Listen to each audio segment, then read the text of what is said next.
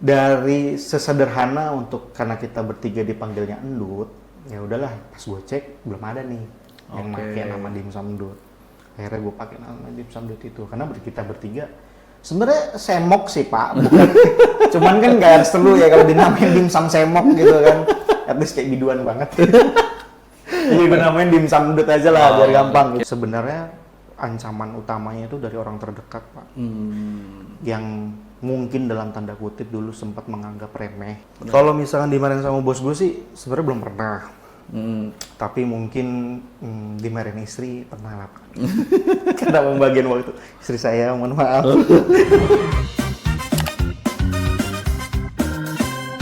Halo Lumates, selamat datang di podcast Luma Indonesia.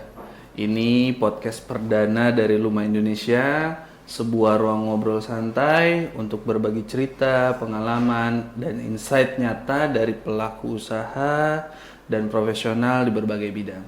Di episode pertama ini, kita langsung mengangkat tema yang relate banget dengan banyak orang tentang kehidupan pekerja yang dibalik rutinitasnya dia punya bisnis F&B bernama Dimsum Endut.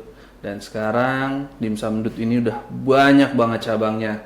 Di depan saya ini ada narasumber kita hari ini, teman saya langsung, salah satu founder dari Dimsum Endut, brand dimsum yang mungkin sering kita lihat di beberapa titik.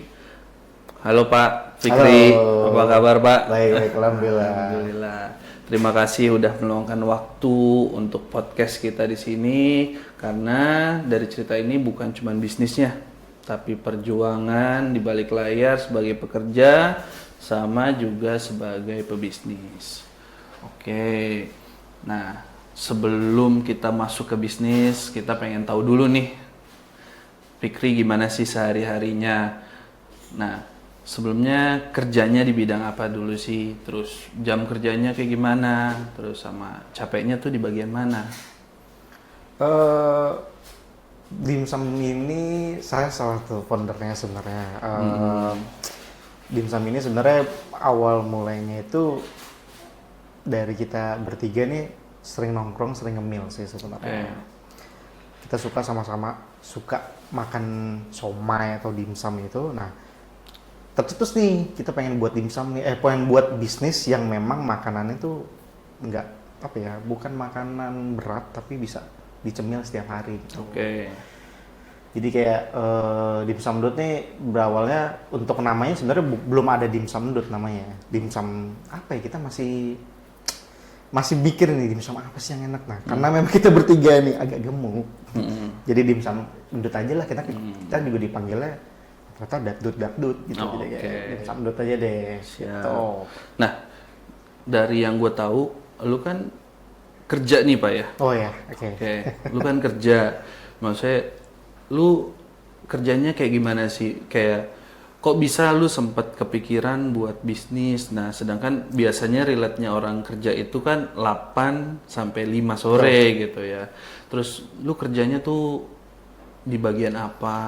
Lebih Gue kayak basicnya sih sebenarnya finance banking. Sekarang gue bekerja di perusahaan banking swasta. Kerjanya dari jam 8 sampai jam 5, basic hour gitu, office hour biasa. Nah, setelah itu baru gue biasa bisa ngurusin dimsum gitu. Nah, lu kan ya kerja kayak gini, capek nggak sih? Maksudnya lu kerja di Jakarta lo ya, bukan kerja di daerah tapi kerja di Jakarta. Lu capeknya tuh di mana sebenarnya? Capeknya sebenarnya pembagian waktu, Pak. Waktu gue kerja, waktu gue ngurus dimsum itu kayak, apalagi sekarang udah berkeluarga, kayak waktu kerja, waktu bisnis sama waktu keluarga nih bener-bener harus dikontrol nih. Dulu memulai awal meniti karir dimsum tuh biasa gue menghabiskan waktu untuk research and development tentang dimsum. Berarti kan ada tenaga dan pikiran gue dan waktu yang gue buang terhadap keluarga gue gitu untuk fokus di dimsum. Setelah berjalan selama ini, gue memfokuskan sebisa mungkin ada waktu untuk dimsum, ada waktu untuk bekerja kantoran, ada waktu untuk keluarga. Sulitnya adalah pada saat tiga ini berbenturan pertama apa ya sekaligus gitu. Pada saat gue ada kerjaan yang urgent, dimsum ada kendala, dan di suatu sisi keluarga gue kayak mau jalan-jalan nih, ya. Nah itu yang ribet kayak gitu tuh biasanya. Tapi seiring berjalannya waktu itu ngalir aja sih Pak. Jadi gimana caranya? Sekarang juga mungkin bisa dikatakan gue ngurus dimsum udah autopilot gitu loh. Ada beberapa tim yang memang gue bentuk di dimsum itu. Jadi dulu memang murni pure gue bertiga handle itu dari dapur, dari dapur banget nih gue bertiga. Berangkat kerja pagi sampai maghrib lah, pulang kerja gue balik ke dimsum, turun ke dapur, masak, ngolah dimsum, terus habis itu Sabtu Minggu gue juga masih harus di dimsum, terus mungkin sorenya gue sama keluarga. Sulitnya tuh bukan main Pak, namanya kita merintis, bukan generasi pewaris ya kan. Ini penting karena banyak yang nonton tuh pasti di fase yang sama, kerja jalan tapi kayak pengen dapat penghasilan lebih gitu. Pasti ya. Banyak di antara kita yang kita udah capek kerja, kok penghasilan cuman segini, tapi kayak gue pengen sesuatu yang lain gitu. Tapi dia nggak tahu nih apa nih. Kayak tadi udah diomongin lah, kita perjalanan awal mula dimsum ndut gitu ya. Nah, kayak yang tadi lu ceritain kan, dimsum ndut ini awalnya bertiga iseng. Pengen bikin makanan yang santai, yang ringan, yang bisa dimakan semua orang. Nah, tapi ide itu munculnya tuh dari mana sih? Kayak gue mau bikin bisnis nih. Atau kadang-kadang kan kita cuman kepikiran enak nih kayaknya punya. Cuman itu gimana tuh? Idenya tuh dari mana tuh? Awalnya gue sebenarnya sebelum ada dimsum ndut ini juga gue buka usaha dimsum sendiri, namanya Kumistri. Temen gue juga buka usaha dimsum tapi hanya door to door, sistem made by PO gitu. Setelah sering berjalannya waktu kan mau pandemi ya, bukan mau pandemi, justru mau masuk pandemi, gimana ya? Kita dihadapkan dengan pas awal pandemi itu ya kan. COVID.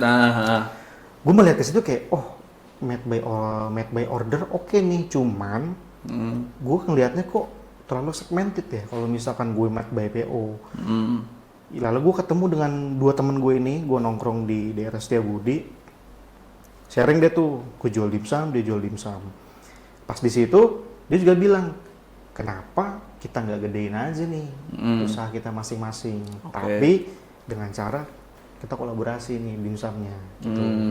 Yaudah deh, ibaratnya kita buat create satu dimsum, satu brand nama. Jadi ibaratnya gue punya masterpiece dari sisi dimsum, rasa dimsum, dia punya masterpiece juga dari sisi rasanya dia, kita combine, buatlah satu brand gitu. Karena kita ngelihat bahwa gini, gue berusaha sendiri untuk menjalankan dulu bisnis gue namanya Kumistri itu gak mudah Pak. Namanya kan sendiri, gue konten sendiri, admin sendiri, habis itu pembukuan sendiri. Gue belum punya tim waktu itu, tapi gue berpikir kalau gue bisa nge-create sama teman gue bertiga ini, create as a small business, terus gue buat tim, mungkin akan bisa lebih jalan kali ya. Terus gue juga ngelihat kayaknya timingnya ke depannya online bagus nih.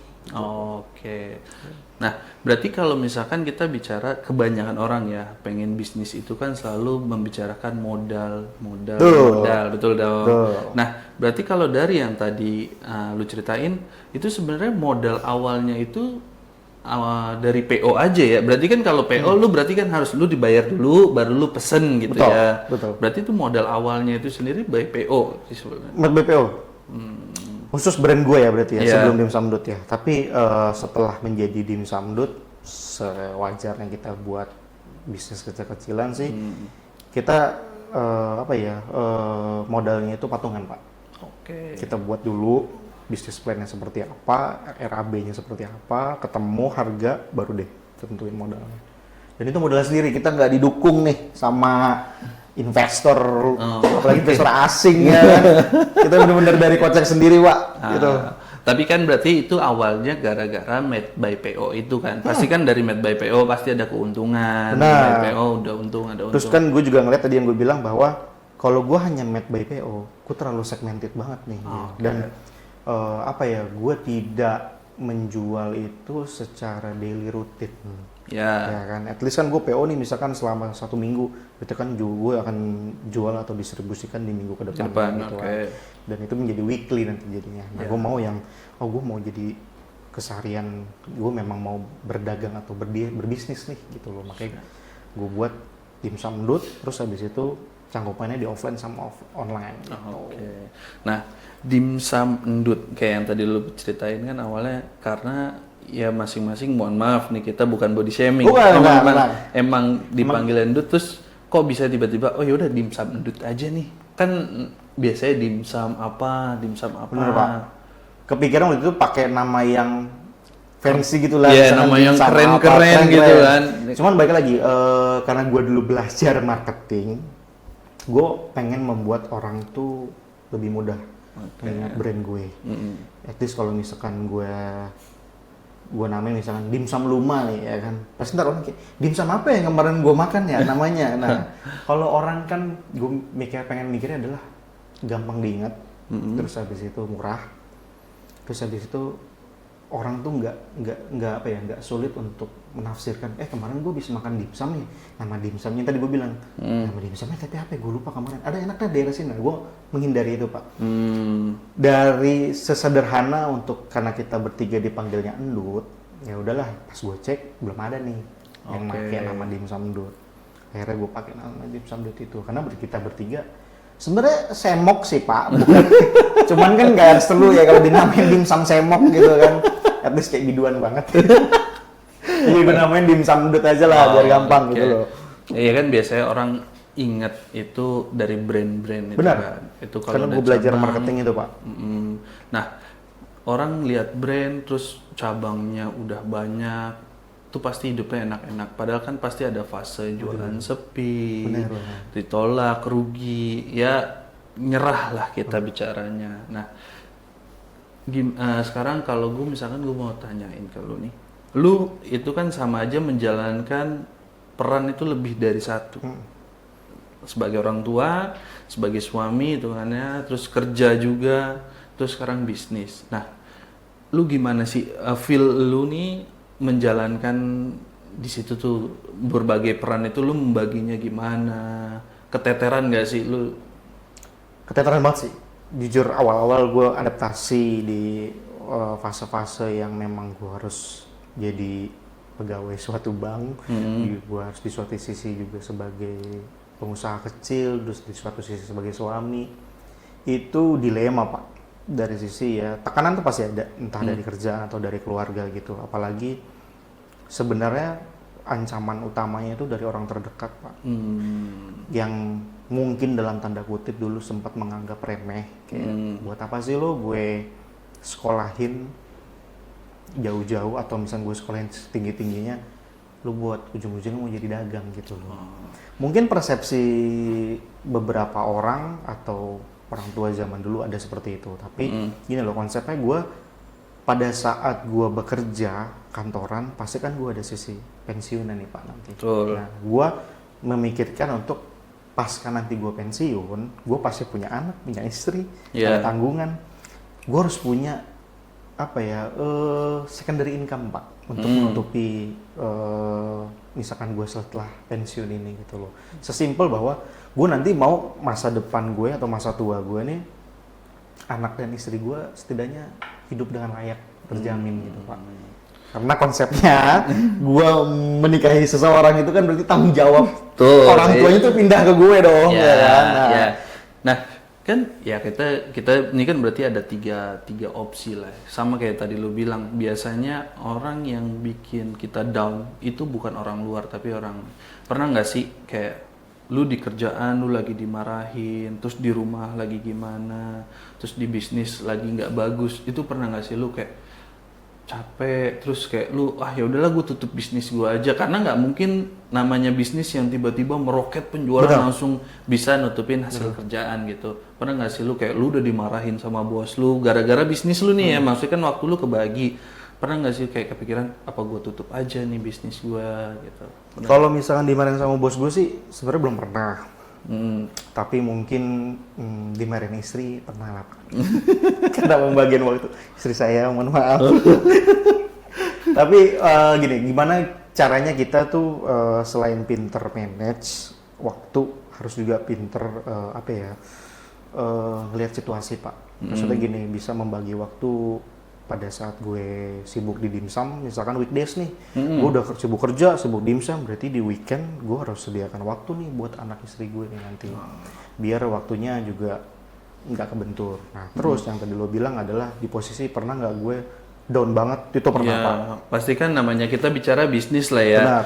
Namanya bisnis nggak mungkin selalu terbang di atas. Pasti kan ada momen down turun. Apalagi tadi dimsum Endut itu kan dibuat itu di saat awal pandemi. Benar. Yang dimana kan kita tahu semua orang mulai dari ekonominya turun, apa segala macam turun. Nah dari dimsum Endut itu sendiri tuh kayak gimana nih ngatasinnya? Lu pernah nggak sih kapan gitu lo dimsum Endut kayak gue udah nggak lanjut nih gitu loh, mau lanjut atau enggak nih lu pas gimana gitu? Itu terjadi pasca pandemi, setelah masa transisi. Malah setelah pandemi. Setelah pandemi, karena kan posisinya pada saat pandemi tuh online meroket banget tuh. Ya, orang online lockdown, terus habis itu apa sih dulu jaga jarak segala macam gitu. Nah, gue tuh pasca pandemi itu kan orang transisi untuk beraktivitas normal kembali nih. Di situ posisinya online itu sedikit-dikit turun tuh Pak. Ya sekarang benar. Habit orang tuh udah mulai untuk beli langsung. Sedangkan awal-awal dimsum ini kan gue ngebuatnya bahwa gue nggak perlu tempat yang proper besar. Yang penting kecil aja, fokus di online, orang beli pulang atau lewat online. Nah setelah itu orang kan beraktivitas normal kembali kan beli secara manual lagi, maksudnya ketemu tatap face to face gitu. Nah itu tuh yang ngebuat bahwa omset online gue turun. Gue waktu itu sempat agak kurang memikirkan bahwa pasti akan berbalik nih namanya zaman pasti ada pasang surutnya atau misalkan rodanya berputar. Ya bener Pak, terjadi kalau misalkan online gue turun, terus habis itu omset turun dong dari online-nya kan. Sedangkan kondisi kios gue tuh yang tidak proper dari segi dine-in. Oke. Berarti kan emang cuma nyediain online. Benar, online atau orang bungkus lah beli gitu. Nah, itu kan berarti lu turun, apalagi nih bisnis masih awal. Apa yang bikin lu pikiran untuk tetap, oh ya udah gue lanjutin aja nih. Kan pasti ada ya, apalagi lu punya kerjaan nih, pasti kan lu mikir, penghasilan gue dari kerjaan aja. Ngapain gue ingin bisnis yang bikin gue malah turun gitu loh, pendapatan gue udah capek-capek di sini pagi siang sore malam hitungannya, lu di dimsum, lu setelah kerja lu ke dimsum, tapi omsetnya malah turun nih. Apa nih yang bikin lu tetap, gue harus tetap lanjutin? Ini real terjadi Pak, kehidupan gue yang pertama, karena gue udah ngeluarin modal. Kalau misalkan gue tutup, itu ruginya 2 kali Pak. Pertama gue udah ngeluarin modal, kedua gue nggak jadi bisnis. Betul, secondary income gue hilang. Ya kan? Yang berikutnya gue tidak melihat dari sisi gue sendiri, tapi 2 teman gue yang memang berpartner dengan gue itu kan memang fokusnya di dimsum. Gue mungkin masih bekerja, tapi mereka berdua kan pasti kalau misalnya kayak gitu, hitungannya kan lu kabur lah ya. Betul.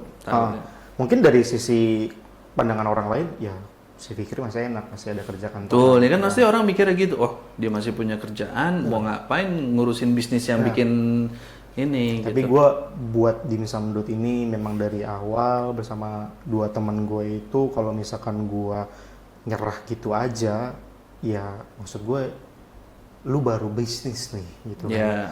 Bisnis kecil yang memang masa lu nyerah. Sedangkan gue aja untuk secara teoretikalnya adalah gue aja untuk menikahi seseorang, gue harus siap lahir batin dong ya kan. Masa buat bisnis aja gue nyerah gitu. Yang tadi gue bilang di awal ke lo bahwa gue nikahin istri gue yang sekarang, gue juga harus siap nih menafkahi dia kan. Terus gue harus punya tambahan keran nih. Biar ibaratnya di sisi gue nanti pasca setelah pensiun, gue udah ada nih bekal buat anak istri gue itu di kemudian harinya. Soalnya ini penting nih buat penonton. bisnis itu bukan masalah cepet sukses, Betul. cepet langsung dapat income besar, tapi yang tahan banting. Pandemi Pak, benar Pak. Karena kan ya apalagi pas kita pandemi semuanya total berubah. Itu kalau bisnis nggak tahan banting itu pasti udah cabut dulu. Pasti cabut, Pak. Nah, sekarang nih kita lebih ke dimsum endutnya.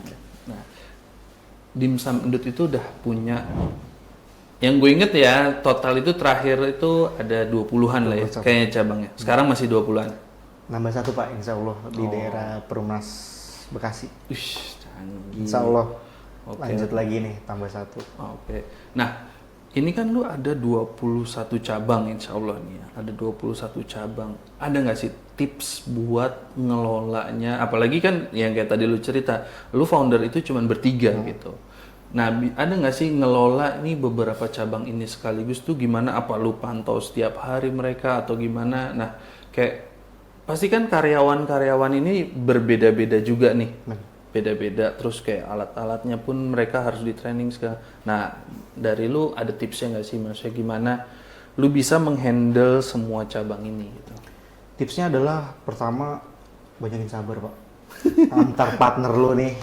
Gua kan ibaratnya ada 3 kepala yang memang ngurus dimsum ini dan punya apa ya, punya basic pemikiran yang beda-beda. Betul.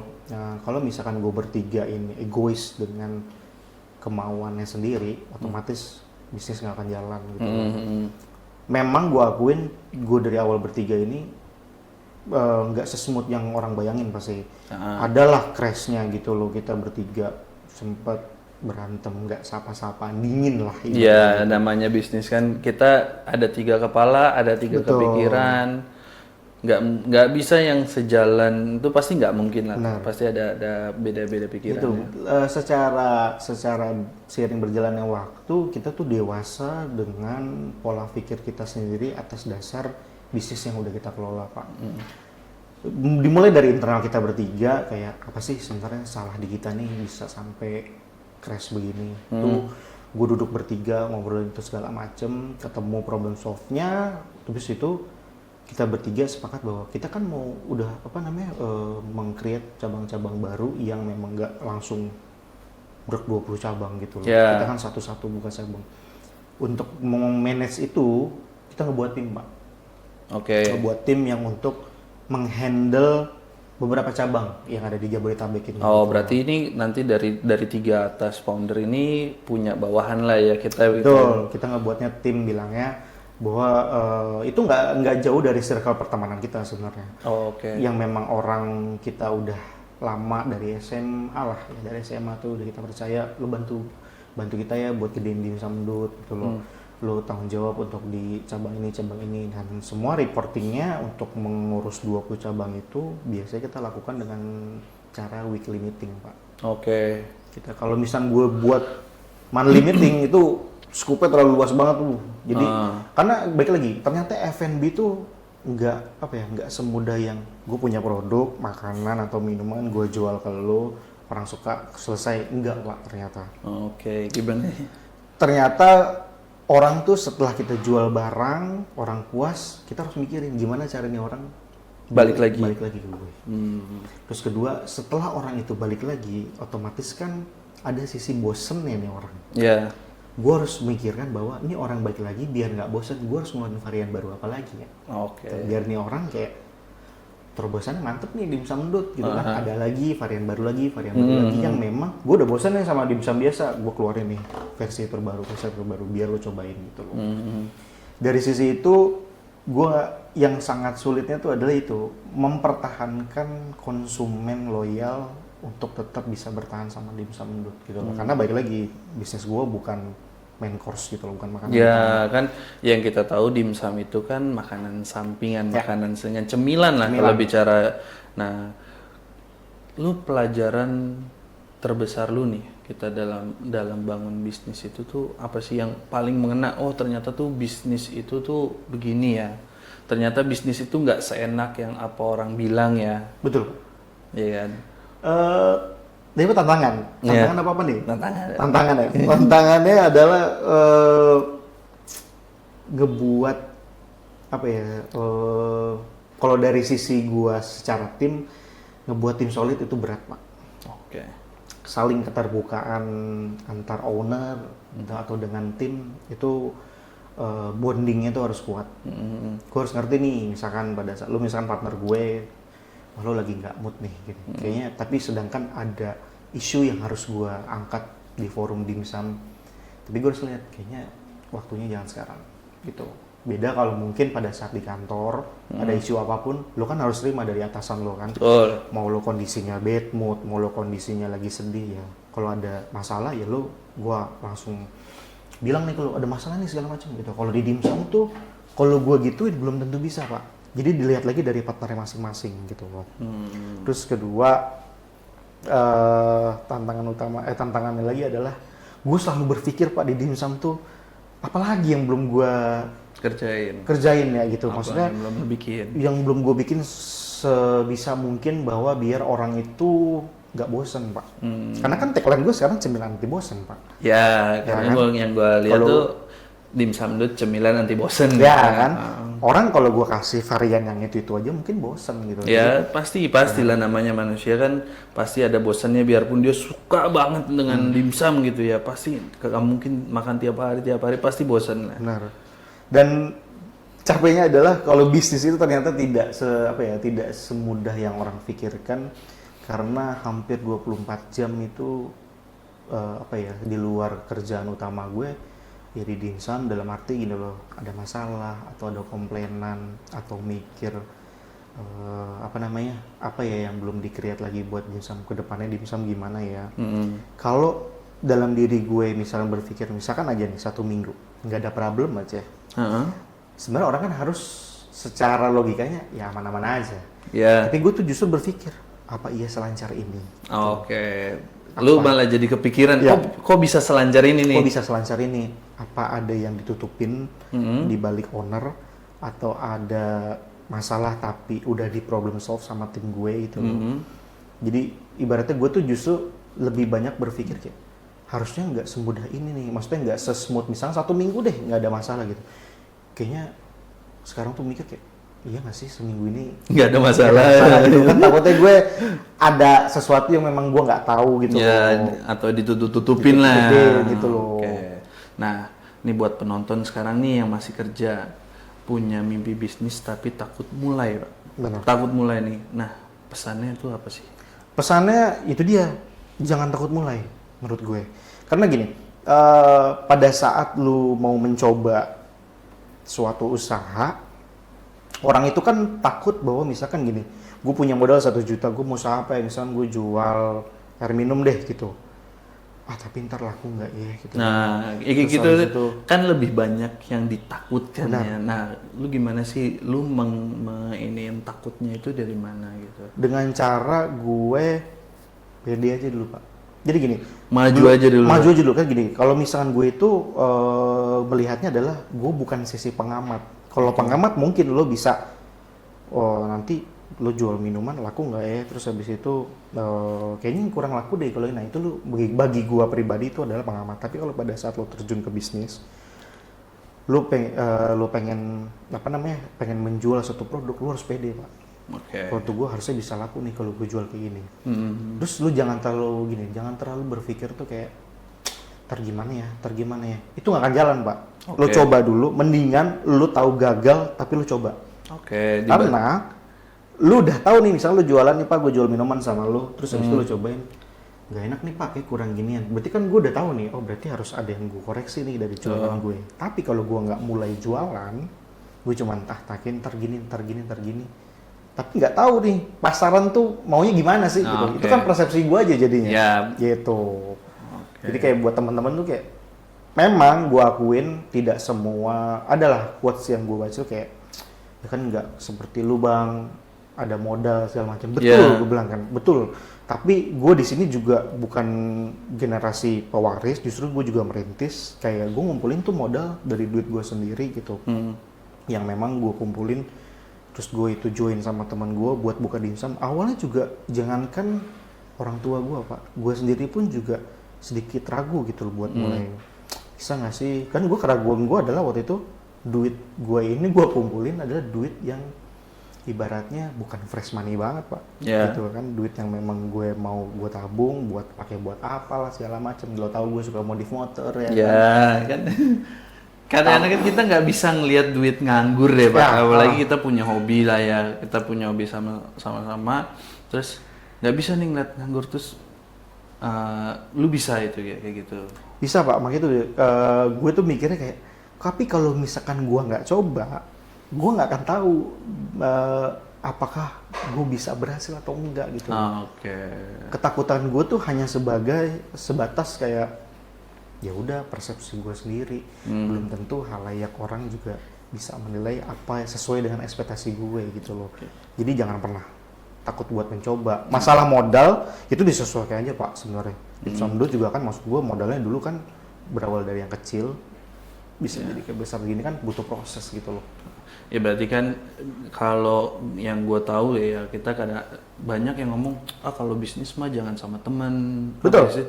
Bisnis mah jangan sama orang dekat apa. Tapi kan lu bisa buktikan dong. Dengan lu modal sedikit tapi lu sama teman bertiga akhirnya jadi Dimsum Ndut gitu kan. Dan kalau masalah pasti ada, benar. Pasti selalu ada, mau kita bisnis sama teman, sama keluarga, sama kalau seminggu gue nggak ada masalah justru gue heran apa selancar ini nih. Iya kan, gitu. Berarti kan sebenarnya nggak bisa diiniin. Oh kalau bisnis sama teman tuh nggak mungkin lancar. Oh kalau bisnis sama ini nggak ini. Sedangkan ya ini salah satu buktinya Dimsum Ndut ini adalah bisnis bareng-bareng sama temen dengan modal yang mereka gabungin sama-sama. Dimsum Ndut sekarang punya 21 cabang. Kalau masalah pasti ada masalah. Benar. Semua kita kalau berpartner pasti ada masalah. Jadi nggak mungkin bisnis itu lancar-lancar aja. Seperti yang tadi Raj bilang, kayak bisnis itu kalau ketika lancar itu malah patut dipertanyakan ada masalah apa nih sebenarnya karena terlalu lancar ya kan. Nah, oke deh. Sebenarnya terima kasih banyak Pak. Sama-sama hadir di perdana banget ini. Makasih banget nih. Gue juga terima kasih nih buat Luma Tim yang udah ngundang saya sebagai ya ibaratnya teman gue dari kuliah. Nah, ya mungkin yang banyak yang nggak tahu, saya sendiri itu temen kuliahnya dari Fikri, makanya kita coba sering ngobrol gimana perkembangan dimsum. Saya yang tahu gimana jalan ceritanya dimsum itu dari awal sampai dari yang kerepotan butuh duit nyari modal apa segala macam, pengen diremehin orang itu semuanya. Maksudnya gue tahu gimana perjalanan lu sampai sekarang nih. Nah, terima kasih banyak udah jujur apa adanya, udah kita berbagi pengalaman di sini.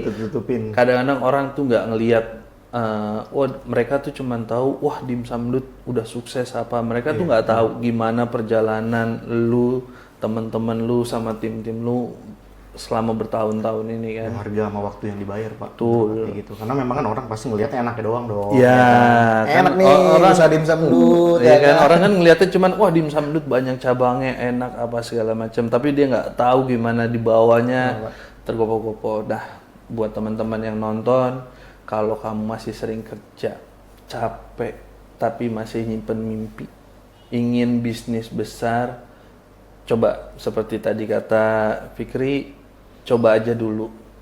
Urusan gagal itu belakangan. Mendingan gagal udah nyoba daripada gagal nggak pernah nyoba. Menurut gue pak. Iya. Mendingan kayak gitu kan. Karena menurut gue kalau lo belum mencoba, gagal sudah mencoba, lo bisa introspeksi diri gitu.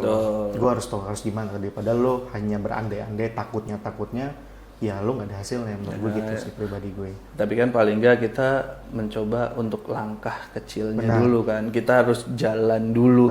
Urusan ya kalau anak kita bicara anak bayi aja kalau mau jalan kan tetap jatuh dulu. Tapi kan dia tetap bisa harus jalan. Kadang juga orang bilang kayak gini, ya ntar kalau udah nyoba gagal, sayang duit gue dong, rugi dong gue. Namanya usaha pak, nggak ada yang sering untung, rugi itu pasti ada. Itu aja intinya. Siap. Yang penting jangan banyak-banyak ruginya ya. Ya, ini jangan banyak-banyak deh. Kan namanya jualan bisnis nyarinya untung. Oke deh. Terima kasih banyak lagi nih Pak. Udah mau datang ke podcast perdana kita. Oke, teman-teman jangan lupa like, komen dan subscribe dan tulis komen ya. Lagi di fase mana nih? Lagi kerja, bisnis atau dua-duanya atau baru mau mulai nih kalian takut? Coba mulai deh. Sampai ketemu di episode selanjutnya. Bye Lumets.